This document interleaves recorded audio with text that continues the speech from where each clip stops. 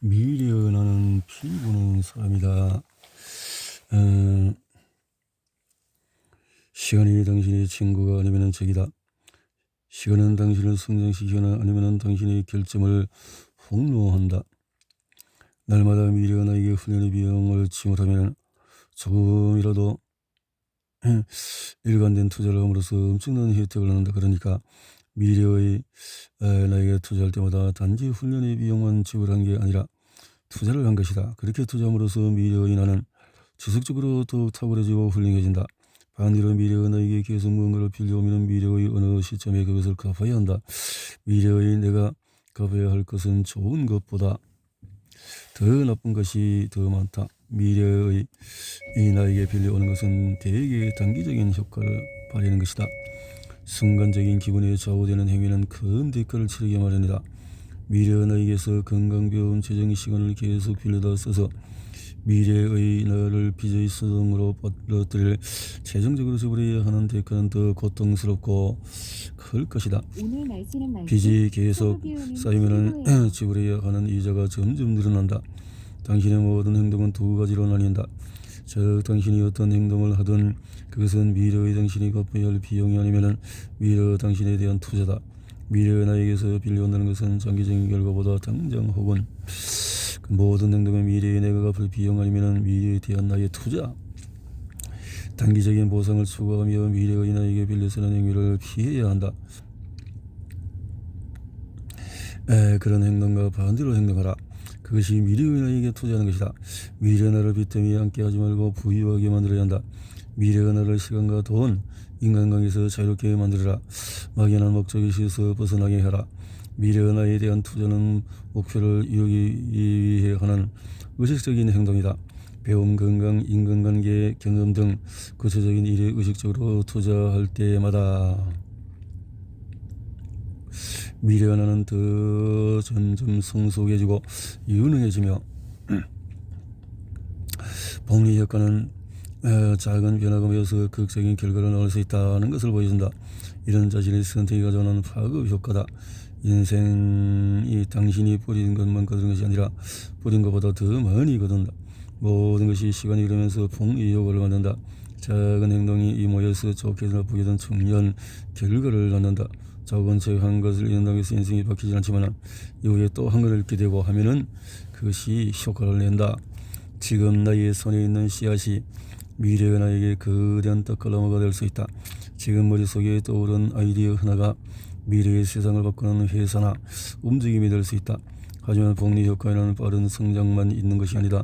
오늘 씨앗을 심으면 미래의 나무, 나는 나무 한 그루 이상의 것을 얻는다.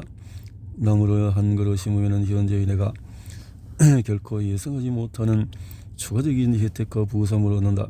아마 나무를 처음 한 그루 심고 나면 나무들이 지구를 살린다는 점을 깨닫게 될 것이다. 그러면 나무를 수천 그루 심게 되고 나무들이 자라서 가수원이 되고 숲이 된다.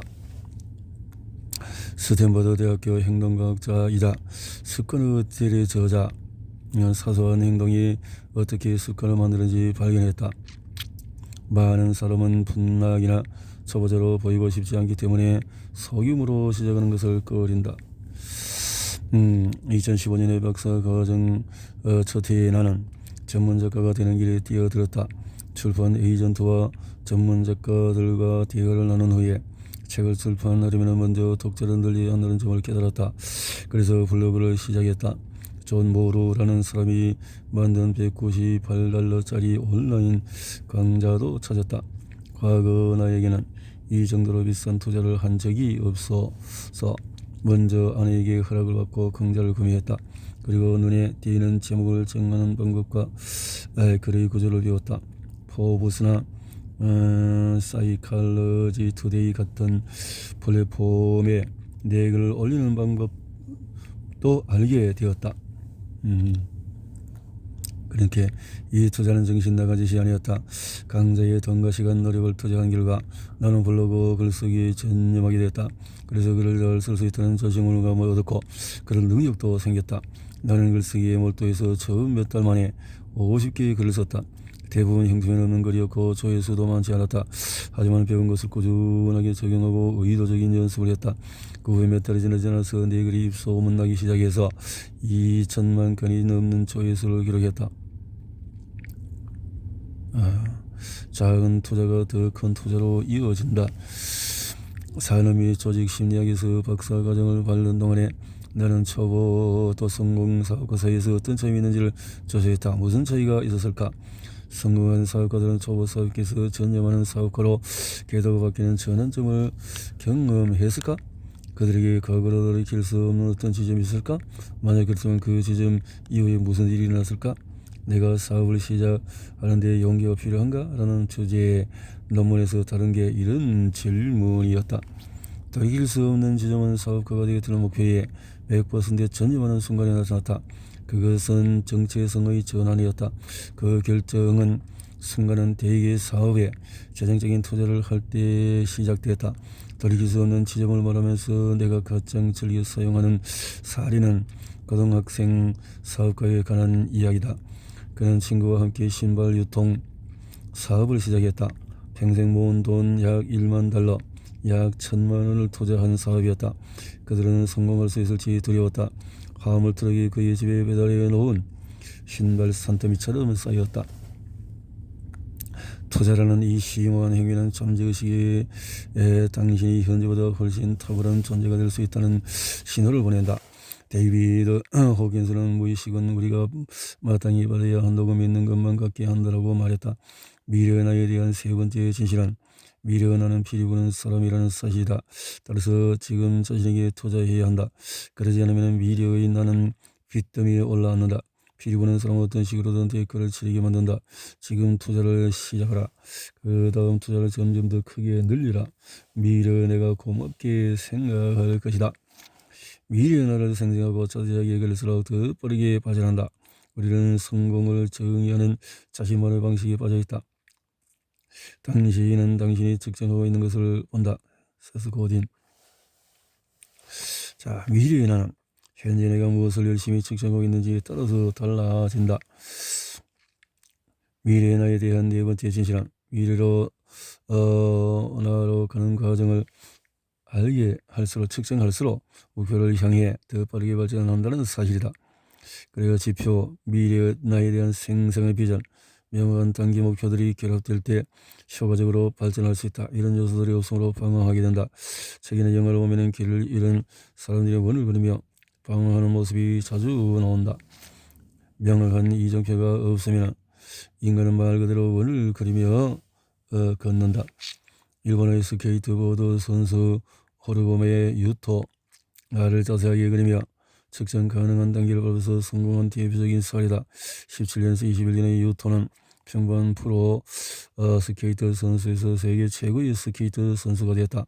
유토는 2010년 11살 때에 스케이트보드를 본격적으로 시작했고 13년에 그는 일본의 정상급 스케이트보드로 명성을 얻었다. 하지만 유토는 일본 스케이트보드 수준이 미국에 뒤진다는 것을 알고 있었다. 그래서 14년 15세 때에 미국 스케이트 시합에 출전하게 됐다. 우승의 근처도 못 가지도 못했지만 유토는 자신의 성적이 왜 지지부진한지를 생각했다. 그리고 자신이 사용하는 기술이 미국 선수들과 별 차이가 없다는 점을 깨달았다. 자신만의 독특한 기술이 없었던 것이다. 유토는 스케이트보드의 기술을 완벽하게 마스터해서 정확도와 일관성에 또 과거의 어느 선수도 도달하지 못한 수준으로 끌어올리겠다고 결심했다. 유토는 자신만의 스타일을 만들었고 시합에서 누구도 선보이지 않은 기술을 개발했다. 그래서 21년 7월 올림픽이 시작되자 유토는 전 세계 스케이트 팬들의 이목을 집중시켰다. 미국 스케이트보드 선수에서 랭킹 2위였는데도 경기 시작했을 때 휴스턴을 능가하는 경기를 펼쳤다. 유토의 활주는 조금도 흔들리지 않고 일관성을 유지했다. 그의 기술은 다른 선수보다 10년은 앞선 것처럼 보였고 그의 스타일은 정확했다. 유토는 우승했고 조국에 금메달을 안겨준 영웅이 되었다. 유토는 어린 시절 꿈을 이루었다. 미래의 모습을 매우 자세하게 상상하며 장인 정신을 가지고 접근했기 때문에 성공할 수 있었다. 그는 세계 최고의 선수가 되었을 뿐 아니라 스케이트보드 역사상 최고의 기술과 도전, 아름다운 연기를 보여주었다. 그는 목표가 있었기 때문에 목표를 이루는 과정을 계획했다. 그리고 올림픽 금메달을 딸 때까지 그 과정에 전념했다. 미래의 나에 대한 네 번째 진실은 미래의 나를 자세하고 생생하게 그리는 능력이 그 모습을 이룰 능력을 결정한다는 사실이다. 미래의 나를 자세하게 그릴수록 미래의 나는 더 훌륭해진다. 목표와 목표를 이루는 과정을 구체적이고 측정할 수 있게 만들어라. 그러면 그 과정을 더욱 효율적으로 달성해서 더 빨리 발전할 것이다. 미래의 나의 실패가 현재의 나의 성공보다 낫다. 자기의 연태를 당하고 삶의 기동에 날아가도 수년간의 창의적인 훈련을 하면서 기꺼이 실패에 투자하면은 그때부터 게임의 속도는 느려지기 시작한다. 느리게 다가오는 공격을 보는 당신은 눈 깜박을 사이에 반격하게 될 것이다. 훈련을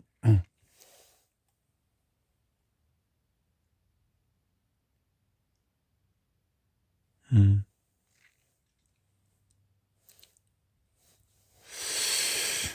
어느 날 조시 웨이츠케는 어머니와 함께 뉴욕에 있는 레싱턴 공원을 가다가 체스를 두는 모습을 보게 되었다.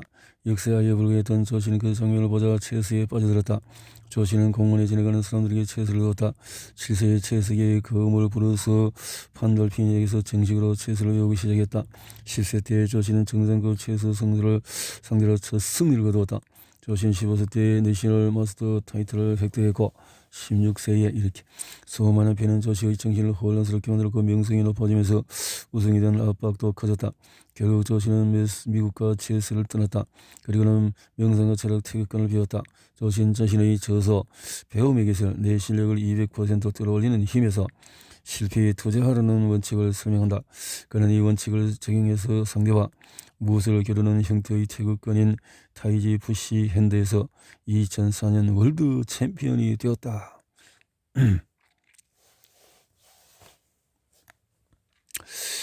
스키나 테니스, 운전 같은 레크레이션 행위는 50세컨도 채 안 되는 훈련만 경험만 쌓아도 일반적인 것은 다 할 수 있다. 그리고 그 수행 능력이 점차 자동화된다. 그러면 행동에 대한 의식적인 통제력을 잃는다. 그리고 더는 구체적이고 의도적인 기선을 할 수가 없다. 예를 들어서 사람들은 신발끈을 묶거나 의자에 앉았다가 일어나는 일을 자동화하여 수행한다.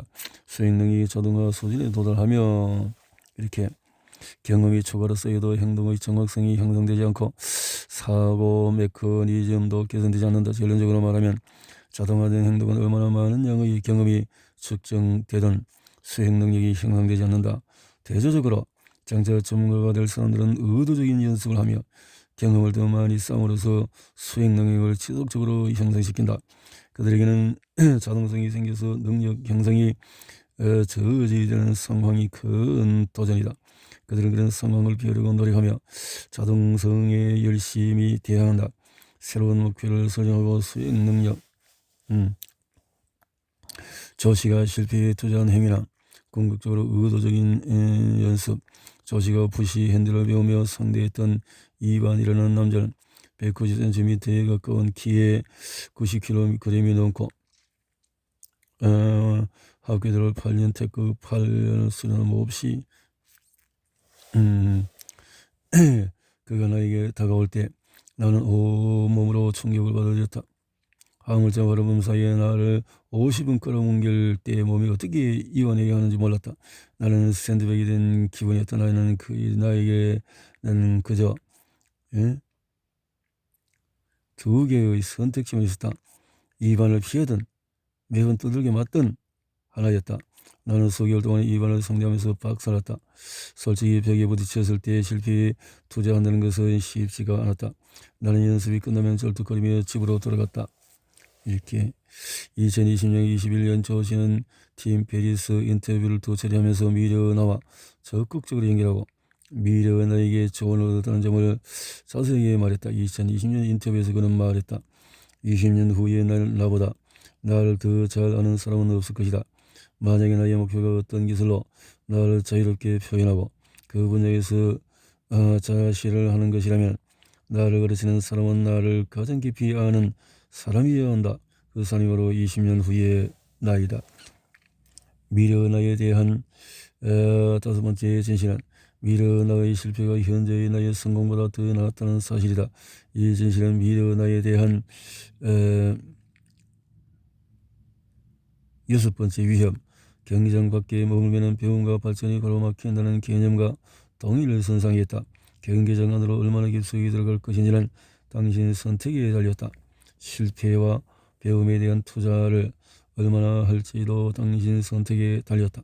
자신의 실패에 지속적으로 투자한 결과를 설명하며 이방과의 이 내용, 자신이 바라는 미래의 내가 되려면 최대한 신속하게 그 수준에서 행동해야 한다.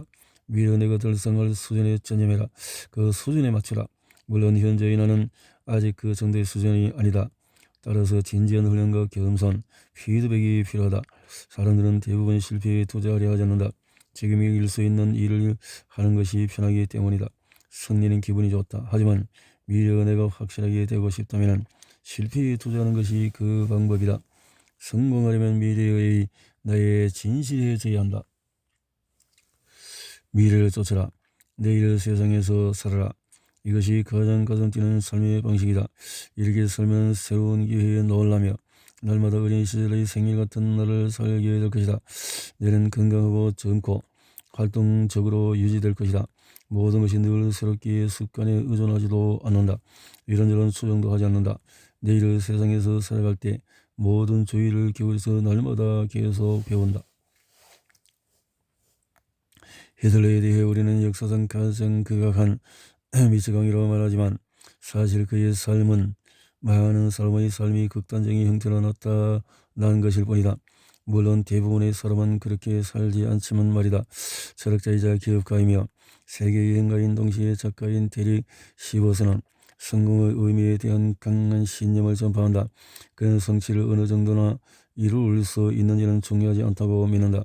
자신의 진정한 열망과 믿음의 진실한 태도를 나타내지 않으면 아무리 많은 성취를 이루어도 미래의 나에 대한 여섯 번째 진실은 성공은 자신이 바라는 미래의 나에 진실할 때만 이룰 수 있다는 사실이다.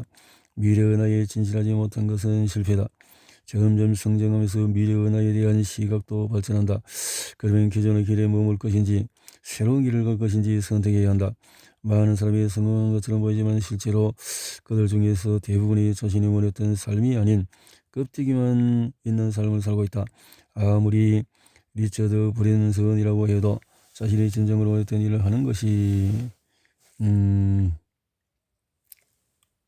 신에 대한 견해가 미래의 나에게 영향을 미친다.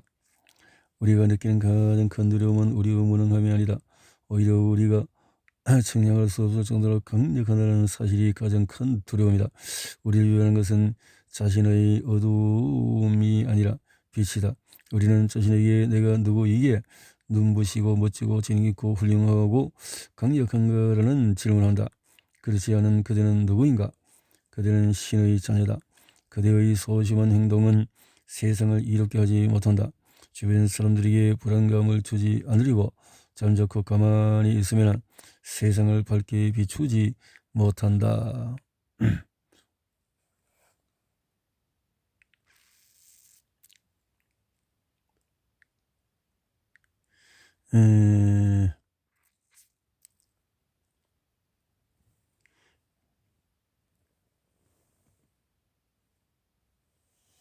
내가 누구기에 눈부시고 멋지고 재능있고 훌륭하고 강력한가?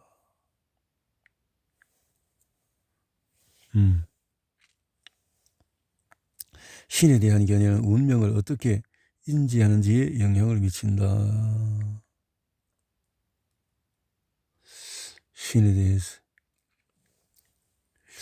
신에 대한 일반적인 견해는 신이 인간의 행동과 그로 인한 결과를 비롯해 모든 일을 통제하고 결정한다는 생각이다. 이런 견해에 따르면 내가 누구인지 현세에서 무슨 행동을 하는지는 전혀 중요하지 않다. 신이 이미 천국에 갈 사람과 지옥에 갈 사람을 예정해 놓았기 때문이다.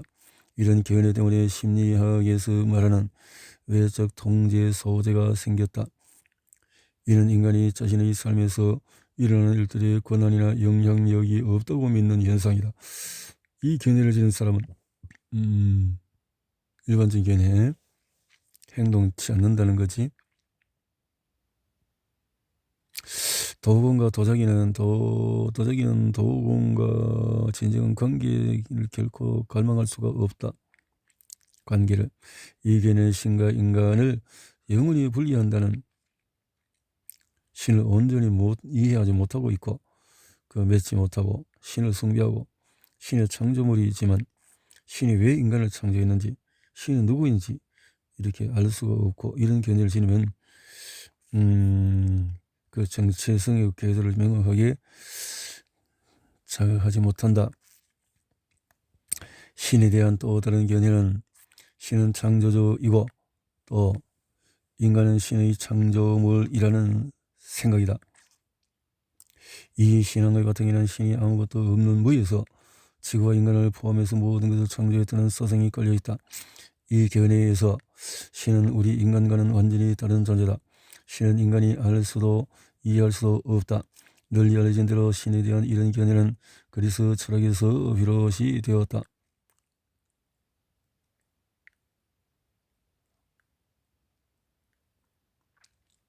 이 견해에서 신은 도공이고 인간은 도자기로 비유될 수 있다.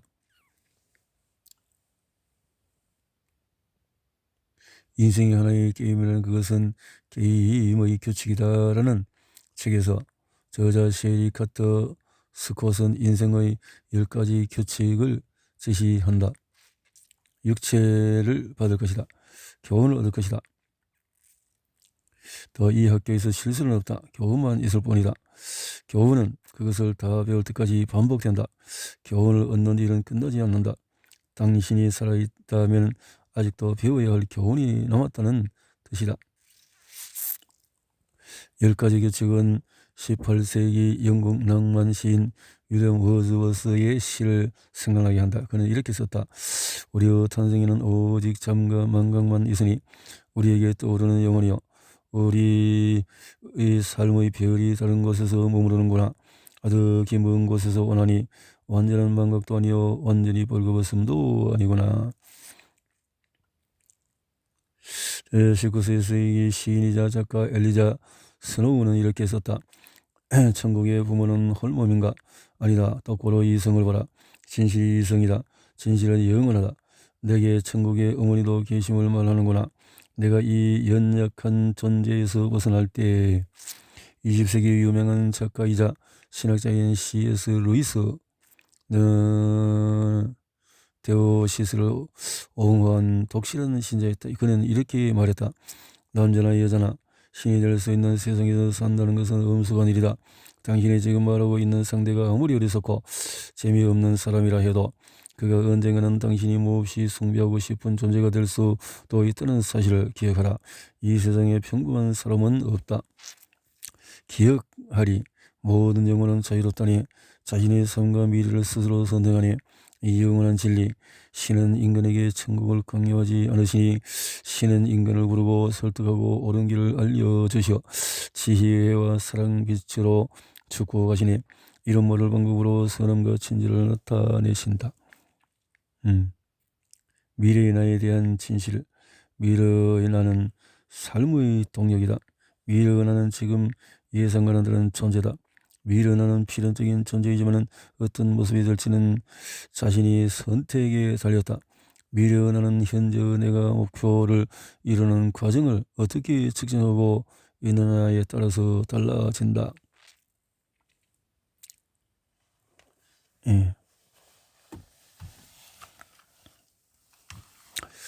현실에 맞는 목표를 명확하게 세워라. 더 중요한 목표를 제거해라. 필요해서 열망으로 알며 나가라. 원하는 것을 명확하게 요구하라. 미래의 나를 자동화하고 시스템화하라. 미래의 나의 일정을 관리하라. 완벽하지 않더라도 공격적으로 완수하라.